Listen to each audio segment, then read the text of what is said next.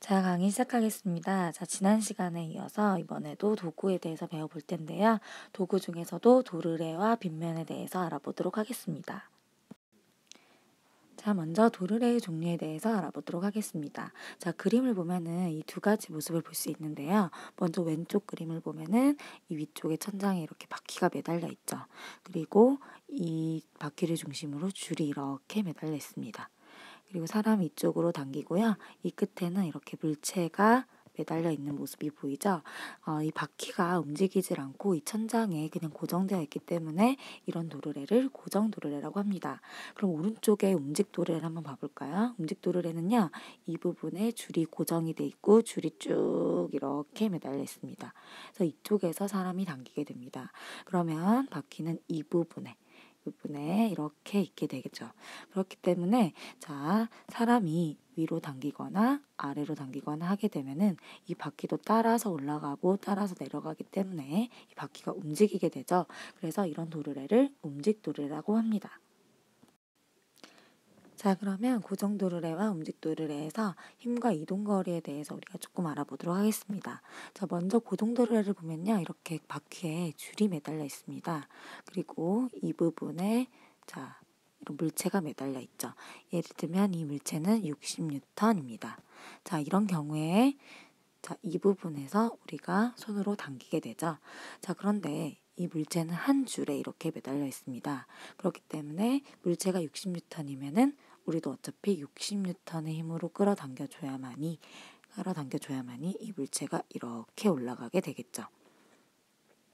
자, 그런데 이 물체를 우리는 1m를 올리고 싶습니다. 그러면 당연히 자, 한 줄로 연결되어 있기 때문에 이 부분에서도 우리가 1m를 당겨줘야 되겠죠. 자, 그러면 고정도르래를 사용하는 이유는 무엇이냐?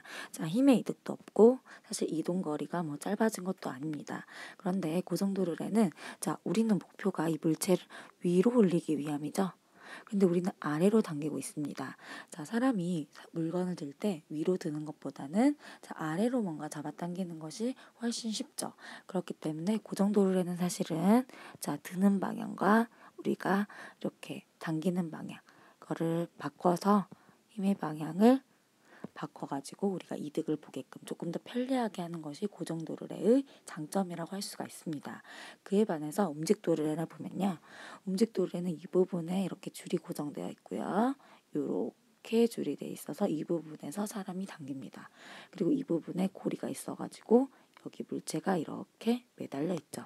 자, 이 물체도 60N입니다. 그런데 물체가 60N이지만 이 물체는 결국에 줄이 이렇게 하나처럼 보이지만 두 개에 매달린 것처럼 되겠죠. 이게 무슨 말이냐면 물체가 60N이면 이 줄이 하나당 30N씩 이렇게 나눠서 힘을 가져가게 됩니다. 그러면 우리가 이쪽에서 당길 때도 그렇죠. 30N의 힘으로만 당기면 된다는 거죠. 그런데 여기서 우리는 자, 1m를 올리고 싶습니다. 그러면 자, 이렇게 기준으로 봤을 때 이 부분도 1m. 자, 이 부분도 1m는 가야만이 이 물체가 전체적으로 1m로 올려갈 수 있겠죠. 그런데 자, 이 부분에 아까 얘기했듯이 고정되어 있기 때문에 우리가 이 부분에서 당겨줄 때 자, 왼쪽 줄 것도 같이 당겨줘야 됩니다. 그래서 이 부분에서 끌어당길 때야 결국에는 2m를 끌어당겨 줘야만이 결국에 이 부분이 1m, 물체는 1m 올라올 수 있게 되죠. 자, 그러면 우리가 힘은 30N만 들었지만 이동거리를 2m를 이동해야 되기 때문에 결국에 힘은 물체의 무게의 2분의 1만 우리가 주면 됐다. 그래서 힘에는 이득이 있다. 하지만 거리는 우리가 원래 물체가 이동해야 되는 그 거리에 2배를 해줘야만이 됐기 때문에 거리에는 손해가 있다고 이야기할 수 있습니다. 방금 한 설명들을 고정도르래와 움직도르래를 비교한 표입니다. 자, 힘, 거리, 일의 양 이렇게 해서 비교를 해보았는데요. 자, 먼저 고정도르래. 고정도르래는 어차피 줄이 하나로 이렇게 연결되어 있기 때문에 이 물체의 무게만큼으로 당겨줘야 된다. 그래서 힘에는 이득이 없었죠. 그러나 움직도르래는 요렇게 이렇게 물체가 매달려 있기 때문에 이 줄이 양쪽으로 힘이 분산돼서 자, 이 물체 무게의 2분의 1만 우리가 가져가면 되기 때문에 힘에는 이득이 있다. 이렇게 이야기할 수 있습니다. 그 다음에 거리는요. 우리가 고정도로에서 이만큼 1m 올리고 싶으면 1m를 당겨줘야 되기 때문에 거리에 이득이 없었다. 그러나 움직도르래는 얘를 1m 올리고 싶으면 양쪽에서 1m를 올려줘야 되기 때문에 결국에 우리가 올리는 거는 2m를 올려줘야 이 물체가 1m 올라가더라. 2배를 이동해야 되기 때문에 오히려 이동거리는 손해였다. 그러나 자, 이 물체가 60N이고 어차피 1m를 올라갈 거예요. 그러면 자, 힘이 60N, 그 다음 이동거리가 1m에서 60줄의 일을 하게 되겠죠. 자, 근데 움직도르래도 마찬가지죠. 이 물체가 60N이고 1m를 이동하게 되면은 우리가 어차피 한 일은 이 부분, 이 물체를 드는 것이 목표이기 때문에 60N 곱하기 1m에서 총 60줄의 일을 하게 된다고 얘기할 수가 있겠죠. 자, 고정도르래와 움직도르래는 결국의 목표는 60N의 물체를 1m 올리는 게 목표입니다. 그러면 그때 물체 해준 일은 60줄이고 우리가 해야 할 일도 60줄이겠죠. 그래서 우리가 고정도르래나 움직도르래를 사용하면 뭐 힘의 방향을 바꾼다든지 힘을 줄인다든지의 이익은 있지만 일에는 이득이 없더라. 일의 양은 그대로더라. 이렇게 알고 계시면 되겠습니다. 자, 다음 사용되는 도구는 빗면인데요. 자, 이런 물체가 있습니다. 이 물체를요, 이렇게 위로 올리는 게 목적이에요. 그래서 들어올린 높이가 있겠죠. 우리가 직접 들어서 이렇게 올리게 되면은 우리는 이 물체에 일을 했다. 이렇게 얘기할 수 있습니다. 그런데 이 물체가 너무 무겁게 되면은 사실 들어올리기가 너무 힘들어요. 그래서 우리가 여기에 뭘 설치하냐면 이렇게 빗면을 설치하게 됩니다.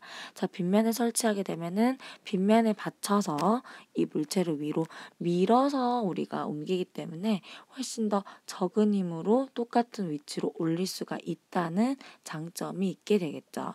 자, 하지만 결과적으로 이 물체는 어차피 원래 바닥에 있었죠. 바닥에 있었고 지금 이 정도 높이로 이동을 한 거죠.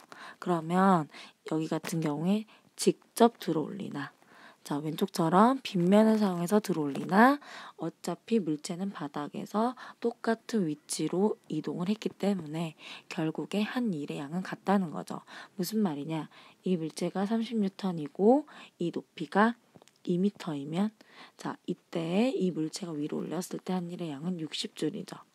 근데 이 물체도 마찬가지라는 거죠. 빗면을 사용했지만 어차피 30N짜리가 이 2m로 올라가기 때문에 똑같이 60줄의 일을 했다. 이렇게 얘기할 수가 있겠죠.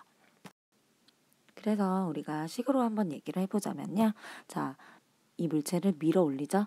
밀어 올리고 이만큼을 이동을 합니다. 왜냐하면 물체는 여기 있었을 거예요. 그래서 이렇게부터 밀어 올려가지고 이동을 합니다. 그러면은 힘이 있고 이동거리가 있겠죠. 밀어 올리는 힘 곱하기 이동거리.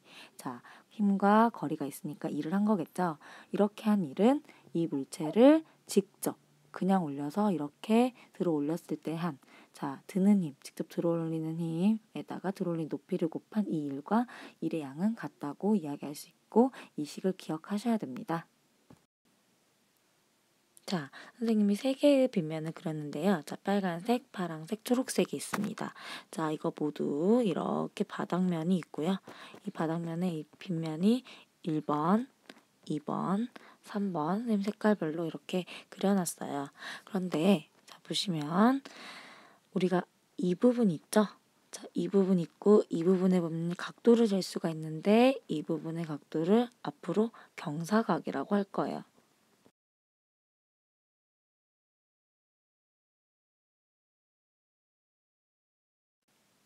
그래서 경사각을 비교해보면 아까처럼 1번, 2번, 3번 중에서 1번보다는 2번 크고 3번이 가장 크다 이렇게 얘기할 수 있겠는데 자, 그럼 경사면을 봤을 때 언제 힘이 가장 많이 들까요?